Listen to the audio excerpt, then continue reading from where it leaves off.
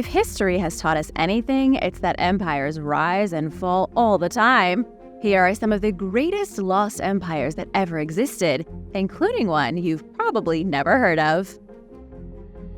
The Lost Civilization. There is an enormous stone in Scotland from 5,000 years ago that might be a map of the universe. The stone is wildly complex, hugely controversial, and indisputably real. Some believe it's evidence of a lost civilization. The object I'm talking about is called the Cochno Stone. It's basically a big rock 43 feet long and 26 feet wide. The surface of the stone is covered in strange rings and other markings. It was originally found buried not far from Glasgow in 1887. Archaeology was still in its infancy, so nobody knew what to do with it. It was studied here and there, but remained mostly ignored until 1965. By then, the stone was so badly vandalized that archaeologists were forced to bury it. They didn't dig it up again until the summer of 2023 to complete a modern survey of the artwork on the stone. One of the few scientists who was originally interested in the stone was Ludovic McClellan Mann. He worked at the site in 1937, trying to prove that the strange symbols predict eclipses and other celestial events. However, he couldn't prove it. The truth of the artwork on the stone is still a mystery. Even with the most recent scans and mapping, professionals remain stumped as to what these symbols truly mean. It's also unclear who made the stone. One theory is that it comes from a vast empire of Stone Age people in the British Isles, people who had some secret understanding of the universe. Do you have any theories about the Cochno Stone? Let me know in the comments. The Empire of King Minos. King Minos was a savage tyrant who ruled the island of Crete. He fed unfortunate youths to the minotaur he kept in his labyrinth. That's what the legend says anyway. King Minos is such a popular character that he appeared in the legendary Aeneid, written by Virgil, and the Divine Comedy written by Dante. In both ancient poems, King Minos was the judge of the souls of the damned. The big question scientists want to answer is, was King Minos a real person? It's believed he was. Historians think if Minos was a real person, he was the supreme ruler of the Minoan Empire about 3,500 years ago. He would have presided over the masses from his epic throne at Knossos on the Isle of Crete. He supposedly commanded the most powerful naval force in the world. Minos' unstoppable navy likely allowed him to control all trade moving through the Aegean Sea. While Carthage controlled the Mediterranean, King Minos and his empire would have controlled the area around modern Greece. The Minoans were a very real culture who controlled the waters. They lasted on the island of Crete as a seafaring dominion until 1400 BC. Only then did the Mycenaean Empire of mainland Greece lay siege to their island and take over their shipping routes. From that point on, the Minoans were lost to history. The culture was absorbed into the larger Greek culture, and King Minos became a myth. However, Minos may never have been real. One suggestion is that in the Minoan Empire, Minos was used as a term to describe a ruler, just like how ancient Egyptians used the term pharaoh. So King Minos could have been anyone. And now for number 6. But first, I want to give a big shout out to Lamar Glenn and Mike Me Mine. Thanks so much for watching and supporting Origins Explained. We wouldn't be here without you guys. If you're new here, hit that subscribe button and join the family. Carthage. The North African country of Tunisia stands upon the land that was once Carthage. Carthage was the only real rival that the early Roman Empire ever faced. They fought a brutal series of wars that could have gone either way. Had the Romans lost these wars, everyone today would be talking about the glory of the Carthaginian Empire, while the name of Rome would be forgotten. But just what was Carthage? The great city was the most powerful trading center in the Mediterranean from between 650 and 146 BC. They were wildly sophisticated and advanced. The population was wealthy. They had vast temples, markets, and over 200 docks in their harbor. You can see what's left of it yourself by driving a mere 20 minutes outside the modern city of Tunis. Very little of Carthage is left because 2,000 years ago, The Roman Republic obliterated all Carthaginian resistance. The once fabulous empire was brought to ruin, and the city was laid to waste. The people of Carthage were either killed or taken to Rome as slaves. The Romans completely disassembled Carthage and built a new city on top of the ruins. This was one of the first examples in human history of purposely erasing a culture. According to historian Richard Miles, the Romans destroyed all the archives and all the libraries in Carthage that they could find. They essentially scrubbed the history of their enemies from record. What historians know about Carthage today comes from Roman accounts and myths. In 200 BC, Carthage was the superpower of the Mediterranean. They controlled the land routes and the sea trade. They were influenced heavily by the Italians, Greeks, Nubians, and Phoenicians. They only started to fall as the Roman Republic's power grew. There could only be one ruler of the Mediterranean, and this understanding sparked a trio of wars that lasted almost 100 years. The end came in 149 BC with the final days of the Third Punic War. Rome laid siege to Carthage, and one of the greatest empires of North Africa fell and was destroyed. Memories of the Maya. The sheer size of the ancient Maya Empire is hard to fathom. They ruled from the southern regions of what is now Mexico all the way to Honduras in Central America. While countless ruins have been found from the height of their civilization, that's not where historians get their knowledge of the lost culture. Most of what is known about the Maya as a people comes from their writing. The Maya wrote everything down. They left hieroglyphs scrawled on the walls of temples and pyramids. They wrote on ceramics and carved secrets into bone. They even came up with rudimentary books by using bark paper and deerskin. Their system of writing, although hieroglyphic, was nothing like the Egyptian hieroglyphs. It was totally unique.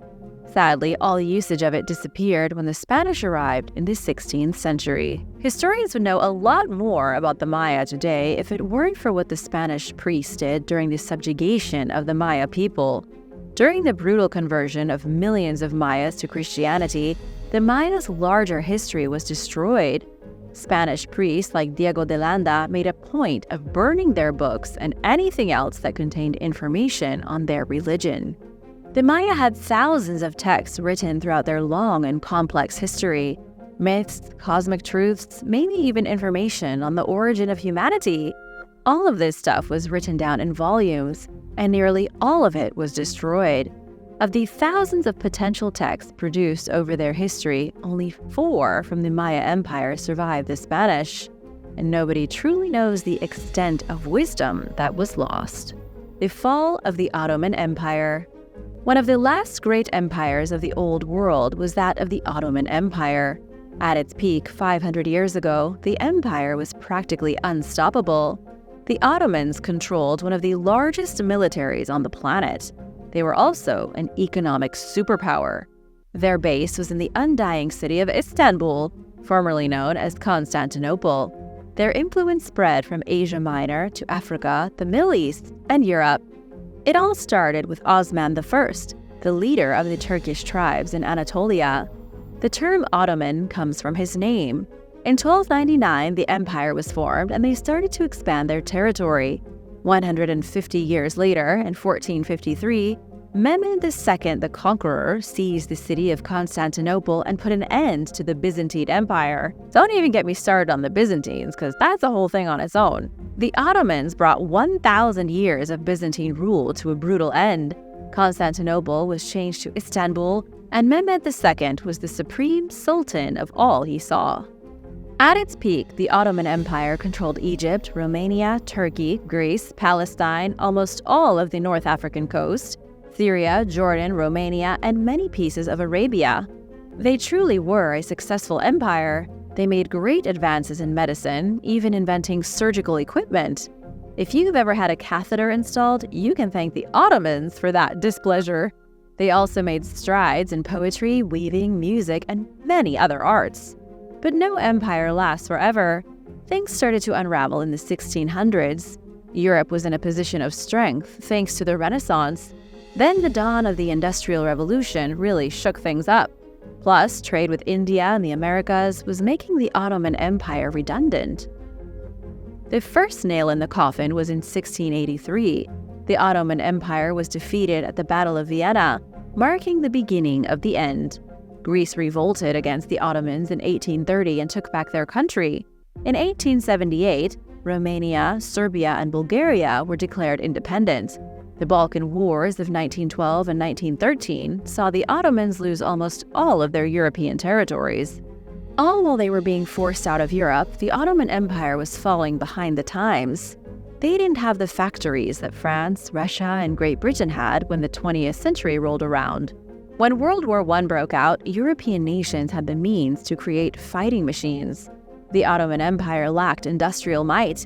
They couldn't build weapons, and they couldn't manufacture munitions. They had no iron or steel to build railroads. They were way behind, and this was bad news for their longevity, although they were around a very long time. To be fair, they may have come out on top if they had gone with the winning team. The Ottoman Empire made a major mistake by siding with Germany in World War I.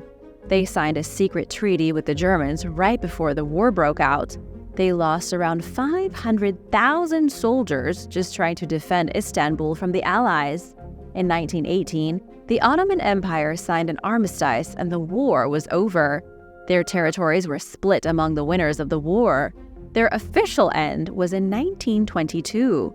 The next year, on October 29th, the independent Republic of Turkey was founded. The Nanja Empire. There is a medieval Chinese empire that almost nobody has heard of. Only recently did archaeologists start unearthing the secrets of this lost culture. They are called the Nanjiao, and they are long gone.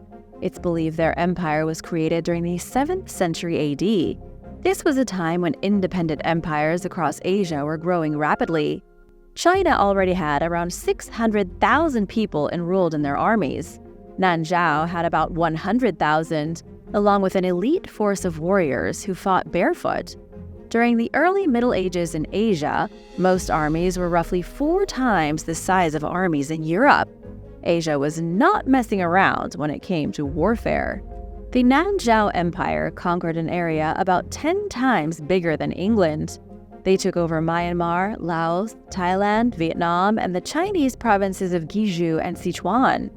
They peaked in 879, sandwiched between the Tibetan Empire at the foothills of the Himalayas. Unfortunately for them, they were landlocked. It was a tough spot to be in because they had enemies on all sides. In 873, the Yang family kicked the Nanjiao out of Sichuan, then out of Guizhou in 877. Their territory shrank dramatically. For the next 30 years, what little remained of the Nanjiao Empire slowly died in Yunnan. In 902, the royal family was butchered by their chief minister, and there wasn't another heir to rule. The Amazons. Was there ever really an empire of Amazonian warriors in ancient Greece? Greek fables speak of ruthless warrior women who fought with shields, spears, and swords. But was it myth or reality? Stanford University historian Adrian Mayer believes the Amazons were very real, but they most likely weren't from Greece. Adrian believes the Amazonian warrior women were part of a Eurasian empire. It's no secret that plenty of ancient graves have been found throughout the Eurasian steppes containing female skeletons. Many of these lady skeletons have battle scars.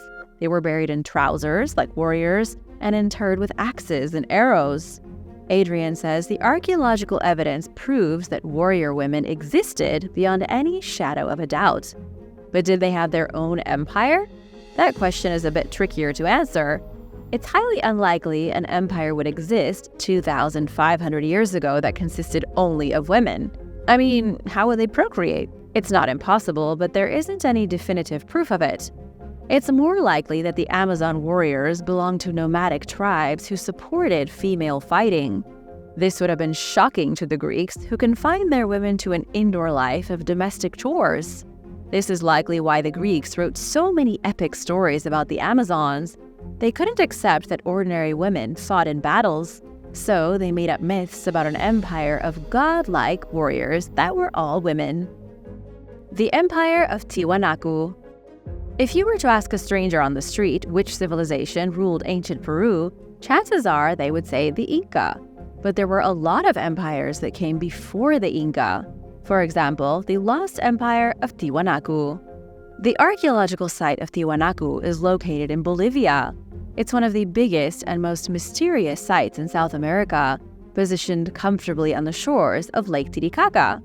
The city was built as the shining capital of the Tiwanaku Empire between 100 and 200 AD.